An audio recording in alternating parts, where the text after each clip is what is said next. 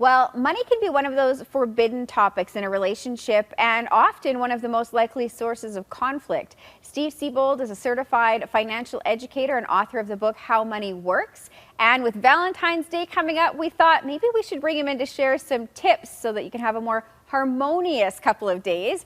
Steve, thank you for being with us today. Thank you for having me. In your book, you talk about how having different money mindsets can actually be a good thing in a relationship. How so? Yeah, because everyone's brought up with different beliefs about money, philosophies about money, and when you meet in the middle somewhere, sometimes it can really be a better result than the extremes of beliefs and philosophies. So it works out well. I can see how that would work out. Now, there are times, though, however, where you probably should dig in a little bit and maybe have an uncomfortable discussion over money on something that you differ in opinion on. Yeah, if it's a big thing that's going to make a huge difference in your financial future and it's going to hurt you financially, then you might want to have that discussion or have that fight if necessary. But if it's something small, especially for Valentine's Day, I'd let that one go. It is so subjective, though, isn't it?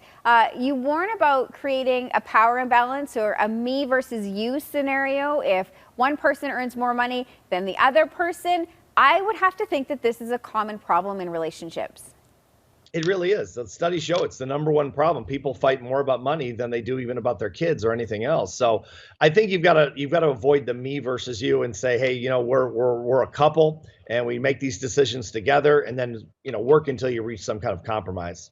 One other thing that you talk about that is a little bit of a tricky area is making sure that you don't combine emotion and money, because you say that can be a disaster in the making. Yeah, emotion and money never really go together in any context whatsoever, but especially in relationships, because it can turn into a big fight. And of course, the more emotional we become as human beings, the less logical we become, and you get into these crazy arguments that you can't even figure out what you were fighting about in the beginning. We've all had that, of course. So we want to try to avoid emotion if possible. Do you have any recommendations for how you should organize your money? Do you believe in having, a group account or a joint account or having your own individual money? How would you recommend that couples manage that to maybe avoid some of these conversations that can become contentious? Definitely. I first recommend always consulting a financial professional, because money is really no place for amateurs. It's really something you need a professional help you with. And then decide as a couple whether you want to have separate accounts or joint accounts or whatnot. But make sure you agree on these things and you reach some kind of compromise so it doesn't become a place of contention and hurt your relationship long term. What would you say is the easiest mistake or the most common mistake that couples make when it comes to money? Probably drinking wine and buying things on Amazon.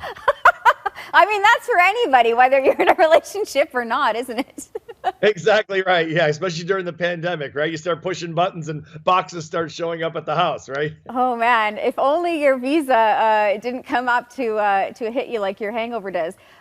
Steve, we sure appreciate your time today. If folks would like more information or to learn more about your book, they can head to howmoneyworks.com. Thanks, Jody.